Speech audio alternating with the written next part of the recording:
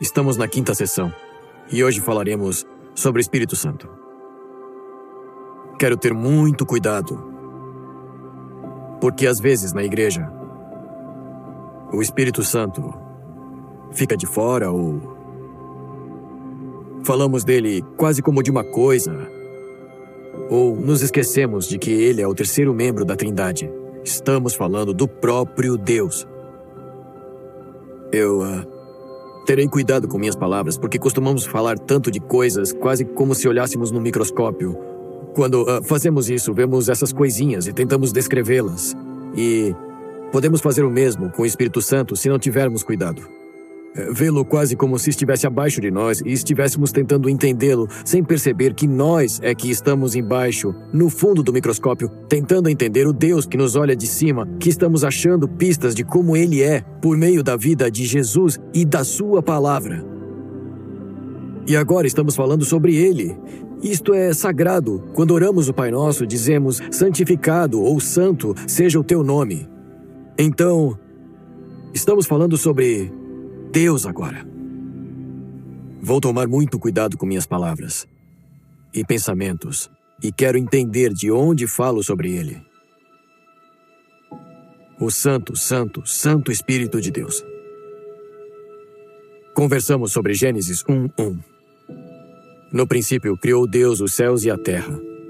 Muitas pessoas não percebem que Gênesis 1, versículo 2, diz: a terra, porém, estava sem forma e vazia. Havia trevas sobre a face do abismo. E o Espírito de Deus pairava por sobre as águas. Na criação, o Espírito é mencionado. Lembre-se de que falamos sobre Jesus. Gênesis 1:1 fala sobre Deus Pai. Mas João 1:1 nos dá uma pista, dizendo: o Verbo estava com Deus e o Verbo era Deus. Todas as coisas foram feitas por intermédio dele, e sem ele, nada do que foi feito se fez. Aqui em Gênesis 1, versículo 2, vemos o Espírito presente pairando sobre as águas. Quando a Bíblia fala sobre o Espírito de Deus, a palavra Deus também se refere ao Espírito Santo. Por exemplo, em Atos, capítulo 5, temos uma história sobre um casal que mente aos apóstolos sobre o valor da oferta que fizeram. No versículo 3, Pedro disse: Ananias, por que encheu Satanás teu coração para que mentisses ao Espírito Santo, reservando parte do valor do campo? Conservando-o, porventura, não seria teu?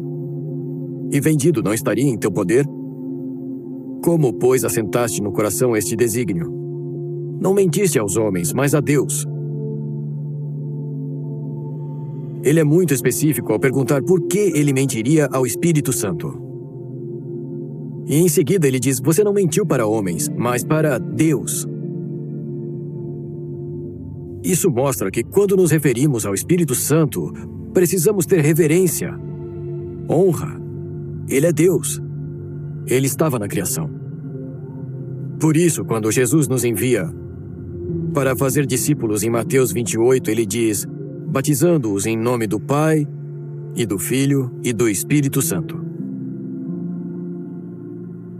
Temos uma passagem fascinante em João, no capítulo 14, a partir do versículo 15. Diz: se me amais, guardareis os meus mandamentos. E eu rogarei ao Pai, e ele vos dará outro Consolador, a fim de que esteja para sempre convosco o Espírito da verdade, que o mundo não pode receber, porque não o vê, nem o conhece. Vós o conheceis, porque ele habita convosco e estará em vós. Jesus, ao deixar a terra, explica aos discípulos: eu vou embora, mas na verdade é para o bem de vocês. Ele diz no capítulo 16, versículo 7, convei-vos que eu vá, porque se eu não for, o Consolador não virá para vós outros. Aqui ele o chama de Espírito da verdade. E ele diz: vós o conheceis porque ele habita convosco e estará em vós. Lembre-se de que falamos sobre Deus ser o Deus Santo, que disse se Moisés o visse, morreria. Agora temos Jesus que se tornou carne e habitou bem aqui conosco. Não poderíamos ver Deus em toda a sua glória. Então ele desce em forma de homem e os apóstolos pensam: uau, estávamos presentes quando ele era de carne, caminhamos com ele, vimos como Deus é. Então Jesus vai um passo além. Ele diz: eu e o Espírito Santo estamos com vocês, mas estou indo embora. Quando eu for, eu o enviarei para habitar dentro de vocês. Assim, temos uma sequência do Deus Santo no céu que declara sua glória a Moisés, a Jesus descendo e habitando com os homens. Então Jesus diz: agora será melhor para vocês que eu vá. E lemos no livro de Atos que Jesus fez uma promessa e ordenou que eles esperassem por esse presente. Em Atos 2, o Espírito chega, desce fogo do céu, pousa sobre eles e o Espírito os enche. E eles vão e fazem milagres. Pedro prega para as pessoas e diz: arrependam-se, sejam batizados para o perdão dos pecados e receberão o Espírito Santo. Essa promessa é para você, para seus filhos e para os que estão longe. Recebemos essa promessa de que Deus habitaria de fato dentro de nós. Não deixe essa verdade ser algo banal para você. Isso é sagrado. Essas são as boas novas, porque nossa carne, nosso corpo se inclinam à rebelião contra Deus. Deus diz: bem, então vou entrar em você. Você crê no meu Filho e se arrepende. Seja batizado para o perdão dos seus pecados, e meu Espírito entrará em você para lhe dar o poder de viver em obediência às minhas ordens. Romanos 8 descreve isso muito bem. Romanos 8, a partir do versículo 9, diz: vós, porém, não estáis na carne, mas no Espírito, se, de fato, o Espírito de Deus habita em vós. E se alguém não tem o Espírito de Cristo, esse tal não é dele. Se, porém, Cristo está em vós, o corpo, na verdade, está morto por causa do pecado, mas o Espírito é vida por causa da justiça.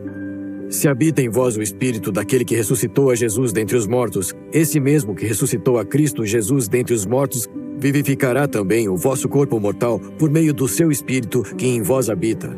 Assim, pois, irmãos, somos devedores não à carne, como se constrangidos a viver segundo a carne. Porque se viverdes segundo a carne, caminhais para a morte. Mas se pelo Espírito mortificardes os feitos do corpo, certamente vivereis. Pois todos os que são guiados pelo Espírito de Deus são filhos de Deus.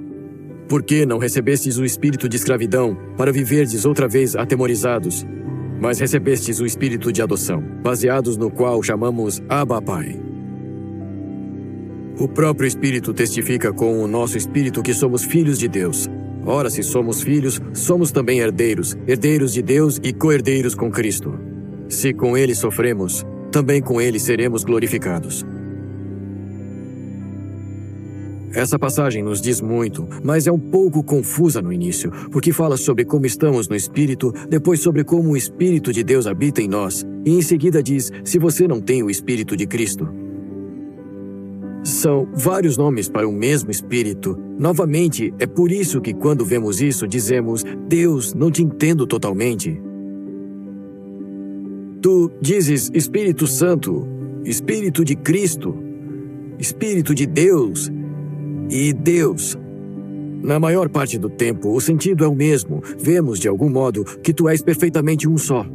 Então honramos o Pai, o Filho e o Espírito Santo.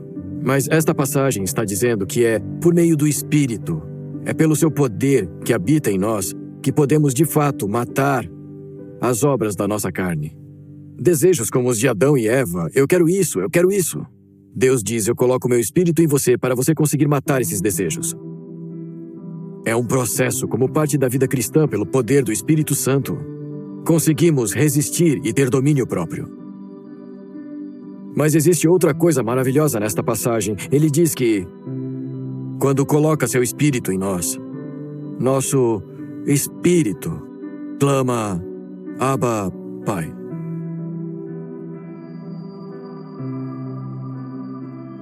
Para a maioria de nós, não é natural pensar em um Deus Santo, Todo-Poderoso, glorioso e ter a confiança de chamá-lo de papai. Abba, pai.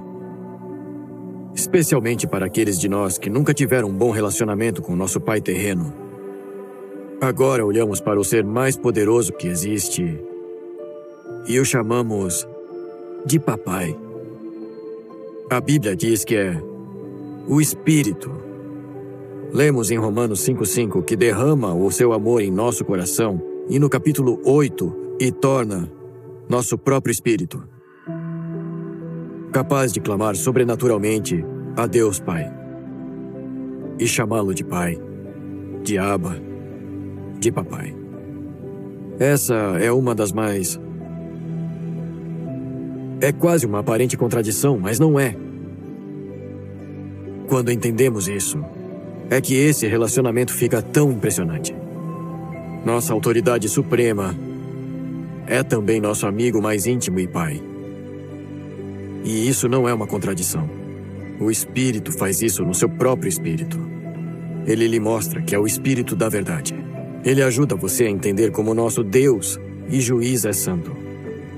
Mas também lhe mostra como Ele é amoroso e o quanto Ele deseja ser íntimo com você.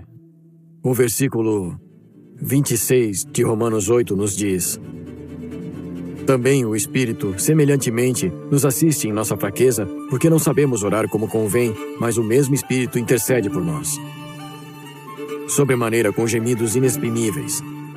E aquele que sonda os corações sabe qual é a mente do Espírito, porque segundo a vontade de Deus é que Ele intercede pelos santos. É como se Deus já tivesse feito tudo por nós. Ele nos dá esse desejo.